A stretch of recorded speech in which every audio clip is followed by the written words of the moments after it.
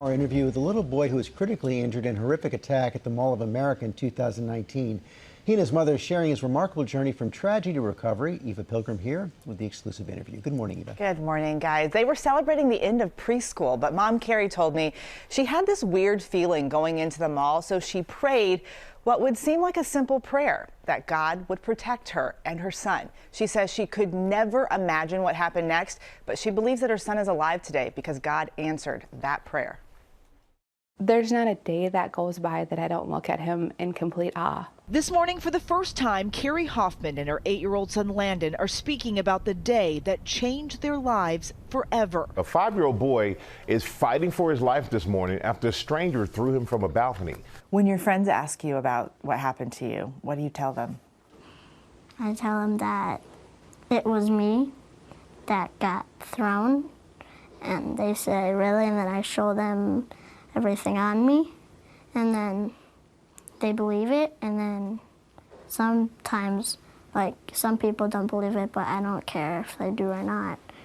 I just care that lots of people do care about me, and I care about them too. A stranger came up and was whispering to these 2 little boys. It happened in a blink of an eye. He snatched them and ran, and I was just frozen. Like, what? You can't react. It happened so fast, and then I screamed no after he was already thrown. Kari says she immediately ran to then 5-year-old Landon. The stores in what is the largest mall in America weren't even open yet, but several nurses happened to be inside, rushing to her side to help. And then the nurses are working on him, and they would say, I think we got a heartbeat. And I would say, you bet we got a heartbeat. And they're like, we think he took a breath. And I'm like, yes, he took a breath. Landon was rushed to the pediatric ICU, Kari staying every night by his side. In those early days, what were you asking God for? Complete healing and restoration. We're walking out here. We're not going to leave here in a wheelchair. He was thrown 3 stories. I mean, they're not like normal stories in a house. He caught himself. He landed. That's why his arms were broken and his nose was smushed. Then I believe that angels caught him because I prayed for angels coming in there. What did the doctors tell you? All of them. This is a miracle. He should not be here. The man who threw little Landon, 24-year-old Emmanuel Aranda, had previous run-ins at the same mall, including 2 arrests there in 2015. Aranda was sentenced to 19 years behind bars after pleading guilty to first-degree attempted murder in 2019. The prosecutor reading the family's statement at his sentencing. I refuse to be full of anger and hatred. I refuse to let you take my joy. My sweet, precious baby, my amazing gift from God is going to be okay. You say you forgive him. I think that's something that's really hard for a lot of people to understand. Yes, and I don't believe that forgiveness is a feeling. I think it's a decision that you have to make, and I needed to remove him from my mind. I was in the mode of, we're healing Landon, Landon's living. This has nothing to do with that man. In 2021, the family filed a lawsuit against the mall. At the time, they say Landon's medical bills totaled more than $1.7 million.